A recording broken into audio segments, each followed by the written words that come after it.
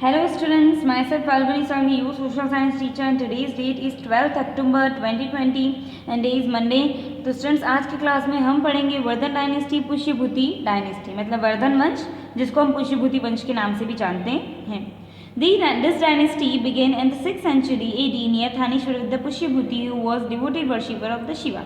इसमें देखा इस वंश की शुरुआत 6th सेंचुरी मतलब 6ठी शताब्दी के अंदर near Thaneshwar with the Pushyabhuti Thaneshwar नाम की जो जगह है वहाँ पर इसकी शुरुआत हुई. इस वंश की स्थापना हुई. पुष्यभूति ने इस वंश की स्थापना करी. पुष्यभूति एक ऐसे व्यक्ति का नाम है जो शिव के बहुत बड़े भक्त थे. 3 kings were born in this dynasty, Prabhakar Vardhan, Rajyavardhan and Harshvardhan. इस पूरे वंश के अंदर 3 बड़े बड़े राजा हुए, प्रभाकर वर्धन, राज्यवर्धन और हर्षवर्धन.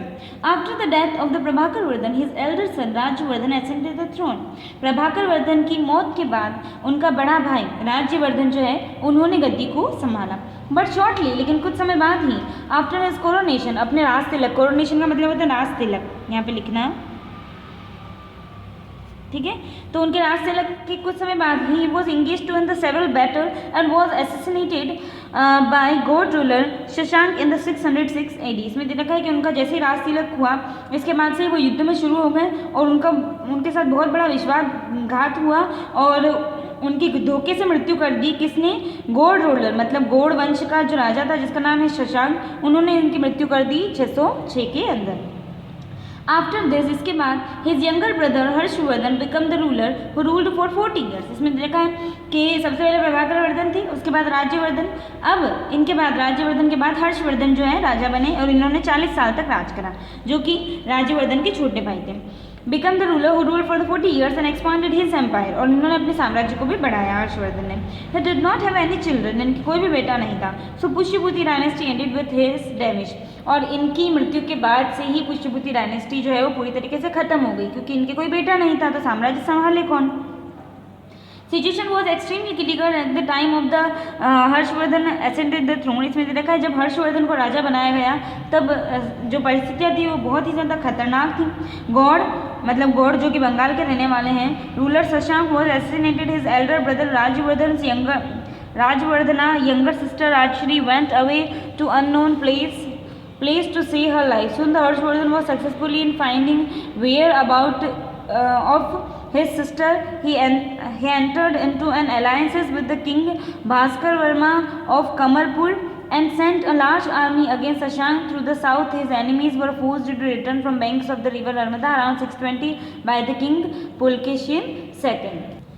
तो स्टूडेंट्स इसमें दे रखा है कि जब हर्षवर्धन राजा बने उस समय गौड़ रूलर जो थे बंगाल के जिनका नाम था शशांक, उन्होंने जो उनके बड़े भाई थे राज्यवर्धन, उनकी जो बहन थी उसको इस तरीके से डराया धमकाया कि वो अपना राजमहल छोड़ के चली गई और एक अनजान जगह पर वो पहुंच गई. और इसके बाद जब हर्षवर्धन राजा बने तो उन्होंने अपनी बहन को बहुत ज़्यादा ढूंढने की कोशिश करी और आखिर में उनको उनकी बहन मिल गई. ही एंटर्ड मतलब फिर इसके बाद इन्होंने एक और राजा है जिसका नाम है भास्कर वर्मन जो कि कामरूपा के हैं और उनकी सहायता लेकर इन्होंने जो है युद्ध के लिए सेना भेजी. किसके खिलाफ? गौड़ राजा शशांक के खिलाफ. And sent a large army against Shashank. Thought the through in the south his armies were forced to return from the banks of the river Narmada around 620 AD by the king Pulakeshin II. और फिर धीरे धीरे इनकी जो आर्मी थी उनको बहुत ज़्यादा फोर्स किया गया हर्षवर्धन की आर्मी को कि वो नर्मदा नदी के जो तट है वहाँ से चले जाए. जो पुलकेशिन राजा थे पुलकेशिन II उन्होंने इनको बहुत ज़्यादा परेशान करा कि आप अपनी आर्मी को यहाँ से ले जाओ. ठीक है, तो इसके बाद इनको वापस से लौट के आना पड़ा. मतलब ज़्यादा पावरफुल नहीं रहे हर्षवर्धन भी. The boundaries of the Harsha empire extended to the snow lighted mountains in the north till the bank of the river Narmada in the south and Ganjam in the east and the Valabhi in the west. इसमें दे रखा है पुराने ज़माने की बात है कि जब हर्षवर्धन का जब एम्पायर था उस समय जो वर्धन डायनेस्टी थी उसका राज स्नो-लाइटेड माउंटेन मतलब वो पहाड़ जहाँ पे बर्फ़ पड़ती है नॉर्थ के अंदर हिमालय में, वहाँ से लेकर नर्मदा नदी तक, साउथ के अंदर नर्मदा नदी तक और ईस्ट के अंदर गंजम से मतलब पूरब दिशा में गंजम से पश्चिम दिशा में बल्लाभी नाम की जो जगह है वहाँ तक इनका साम्राज्य उस समय फैला हुआ था. Kannauj was the capital of his huge empire. और उनका इतना बड़ा साम्राज्य उसकी जो राजधानी थी वो थी कन्नौज. यहाँ पे लाइन खींच देना. कि जो डायनेस्टी थी हर्षवर्धन की, जो पुष्यभूति या फिर वर्धन डायनेस्टी, उनकी राजधानी क्या थी। Harsha took the title of the Maharajadhiraj, उनको महाराजाधिराज की उपाधि भी मिली है। He was worshipper of the Shiva and the sun god, ये सूर्य देवता के बहुत बड़े उपासक थे और शिव के भी उपासक थे। Later he was inclined towards Mahayana Buddhism, और इसके बाद धीरे धीरे जब इनको बुद्ध धर्म के बारे में पता पड़ा तो बुद्ध धर्म के प्रति भी इनका झुकाव देखा गया। Once in the every 5 year, हर 5 साल में, he used to organise a large ceremony at the confluence of the river Ganga and the Yamuna, perform charity and the other works of the public welfare. जैसे हमारे देश के अंदर हर 5 साल में सरकार बदलती है, उसी तरीके से ही हर्षवर्धन जो राजा थे वो हर 5 साल में एक बार गंगा नदी या यमुना नदी के तट पर जो है दान पुण्य का काम करते थे, समाज सेवा का काम करते थे। The Chinese traveller Hiuen Tsang, next page पे आ चुके हैं हम, also attend the 6th ceremony of this kind, और जो 5-5 साल में सेरेमनी करते थे उसमें जो 6ठे नंबर की सेरेमनी थी उसके अंदर युंग त्सांग जो कि चाइना के ट्रेवलर थे, यात्री थे, वो भी उस पूरे सेरेमनी में या फिर दान पुण्य के काम में गए थे वहाँ पर। अब है पला डायनेस्टी, ठीक है, जिसको हम पाल डायनेस्टी के नाम से भी जानते हैं, ठीक है। पुष्यभूति वर्धन डायनेस्टी कंप्लीट हो चुका है। The beginning of this dynasty is estimated to be around 750 AD in the Bengal from Gopala Dharmapala who was the second ruler of Pala dynasty in the considered to most powerful ruler of the this dynasty. इसमें ये लिखा है कि इस dynasty की जो beginning है वो 750 AD के अंदर हुई और बंगाल से शुरुआत हुई। एक राजा है जिनका नाम है गोपाला, उनके द्वारा। इसके बाद धर्मपाला इस वंश के दूसरे राजा हुए, पाल वंश के, और ये बहुत बड़े शक्तिशाली राजा थे इस पूरे वंश के, पाल वंश के। He extended his empire up to Kannauj and even after getting engaged in the tri-party struggle with the Pratihars and the Rashtrakutas, they remained successful in the protecting his kingdom। इसमें दे रखा है कि इन्होंने कन्नौज से भी आगे अपने साम्राज्य को बढ़ाया, लेकिन इसके बाद जैसे ही इनका त्रिकोणीय संघर्ष शुरू हुआ, बहुत हम 6th क्लास से ही पढ़ते आते हैं, ट्री पार्टी स्ट्रगल जो है, ट्री पार्टी स्ट्रगल का मतलब है 3 वंश, जिनका है नाम राष्ट्रकूटा, पाल वंश और गुर्जर प्रतिहार। इन तीनों ने अपना आधा साम्राज्य जो है आपसी लड़ाई में ही खत्म कर दिया था, तो उसके अंदर पाल वंश भी आता है। तो उसके बाद जब धर्मपाल ने बहुत अच्छा अपने साम्राज्य को बना लिया, उसके बाद जब इनका तीनों साम्राज्यों के अंदर अलग अलग युद्ध हुए, राष्ट्रकूट, पाल और गुर्जर प्रतिहार, तो उनमें भी इन्होंने अपने साम्राज्य को बचाने की पूर्ण रूप से कोशिश करी, पाल वंश को। He remain successful in protecting his kingdom, और इन्होंने अपने साम्राज्य को बचाया भी।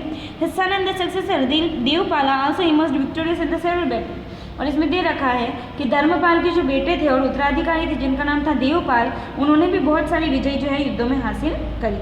ही shifted his capital from the Pataliputra to Bengal, और इसके बाद जो देवपाल है उन्होंने पाटलिपुत्र से अपनी राजधानी को, his capital from Pataliputra to Bengal, Pataliputra जगह को छोड़ दिया इन्होंने, किसने, उनके बेटों ने, देवपाल ने, और बंगाल में अपनी राजधानी लिया है। The ambassador of the king Balaputra Deva of the Sumantra has attended his royal court, और जो कि बालपुत्र देवा नाम के एक राजा थे, उनका राजदूत था, वो भी इनके दरबार में था उस समय में। आफ्टर देवपाल, अब देवपाल सबसे पहले गोपाल हैं, उनके बेटे धर्मपाल हैं, धर्मपाल के बेटे हैं देवपाल। देवपाल के बाद the power and the might of the Pala dynasty started to fade due to weakness of the rulers and the invention by the Gurjara Pratihara rulers. धीरे धीरे देवपाल के बाद जो है पला डायनेस्टी या फिर पाल वंश के अंदर इतने अच्छे राजा नहीं आ पाए कि वो अपने साम्राज्य को संभाल पाए, तो धीरे धीरे इनका जो वंश है वो धीरे धीरे खत्म होने की कगार पे आ गया, और धीरे धीरे गुर्जर प्रतिहार वंश के जो लोग हैं उन्होंने भी इन पर बहुत ज़्यादा दबाव बनाया। During the region of the ninth king, और इस वंश के जो 90 राजा थे, महिपाल प्रथम मतलब first, the Chola king Rajendra Varman first has occupied the area till river Ganga around 1023 AD। इसमें दे रखा है कि महिपाल फर्स्ट जब थे उस समय चोल वंश के जो राजा थे राजेंद्र वर्मन फर्स्ट, उन्होंने गंगा नदी तक का जो एरिया है वो पूरा अपने साम्राज्य में मिला लिया था, तो इनके पास तो कुछ बचा ही नहीं था। By the middle of the 12th century, फिर 12वीं शताब्दी के बीच में the strength of the Pala dynasty weaken, और धीरे धीरे इनकी जो शक्तियाँ हैं वो धीरे धीरे खत्म होने लग गई पाल वंश की, मतलब अलग अलग साम्राज्य आ रहे हैं, वो आगे बढ़ रहे हैं, ये धीरे हो गए। King of the Pal dynasty were follower of the Buddhism and the during region of the Buddhism educational center developed significantly। ये तो राजाओं के बारे में हो गया। अब अगला पैराग्राफ, हर बार जो है हम उनकी सक्सेस के बारे में पढ़ते हैं कि उन्होंने क्या क्या करा।